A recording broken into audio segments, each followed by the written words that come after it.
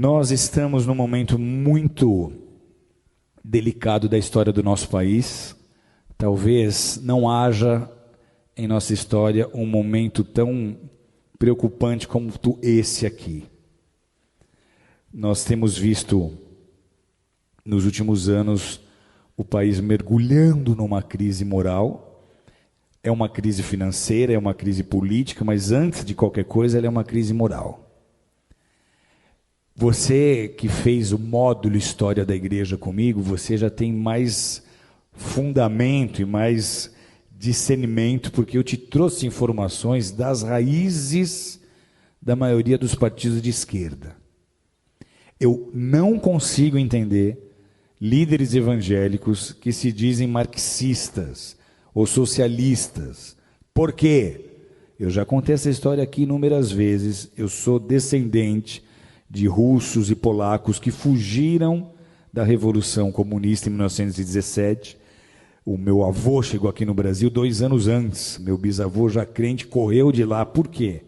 Porque essa revolução, ela implantou o comunismo em muitas nações, como Polônia, como Ucrânia, como Romênia, entre muitas outras, e simplesmente eliminou, extirpou, extinguiu as religiões onde quer que essas nações estejam sendo dominadas. Eles prenderam pastores e eles mandaram pastores para Sibéria para morrer de frio, para serem torturados e morrerem congelados. O bloco da União Soviética, ele mergulhou numa densa treva espiritual, numa densa escuridão espiritual por 70 anos. Você chega na Rússia hoje e tenta pregar o evangelho, as pessoas não têm ideia nem de que seja Jesus. E essa filosofia é a filosofia que move todos os partidos de esquerda. Os ideais desses partidos são os mesmos ideais de Karl Marx, são os mesmos ideais de Engels. Na loucura das suas ideias revolucionárias, eles começaram a pregar e a ensinar que a desigualdade social que eles deveriam combater começa na família.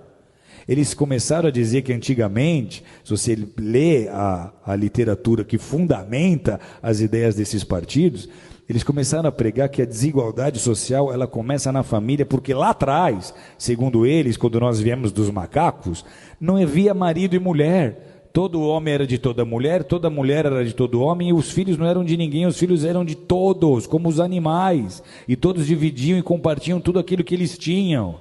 E aí alguns mais espertos resolveram plantar em maior quantidade, ter um gado em maior quantidade para ter uma maior provisão, e para isso eles precisavam de gente trabalhando, e aí eles começaram a tomar mulheres para eles, gerar filhos para colocar como escravo no trabalho. Então eles dizem, a família é a culpada da desigualdade social, e essa é, queira você acreditar nisso ou não, a raiz que movimenta tantas ideias e tantos projetos de lei que tentam sendo aprovados, tentam se aprovar no Brasil, com a intenção de destruir a família tradicional, de destruir a família modelo judaico-cristã. Esses são os partidos, amados, que estão imputando na educação as cartilhas de gênero sexual, como nós temos vendo, de ideologia de gênero.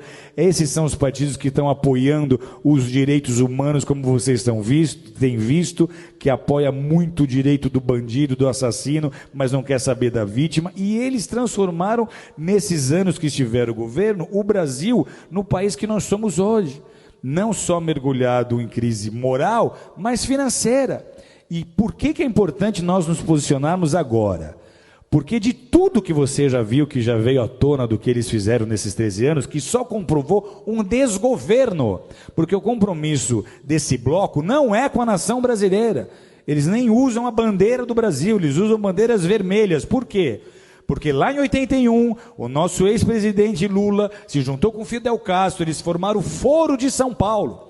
O Foro de São Paulo tinha o ideal, lá em 81, de transformar todas as nações da América Latina em nações socialistas, em nações comunistas, e eles conseguiram então unir essas nações e edificar uma espécie de União Soviética na América Latina.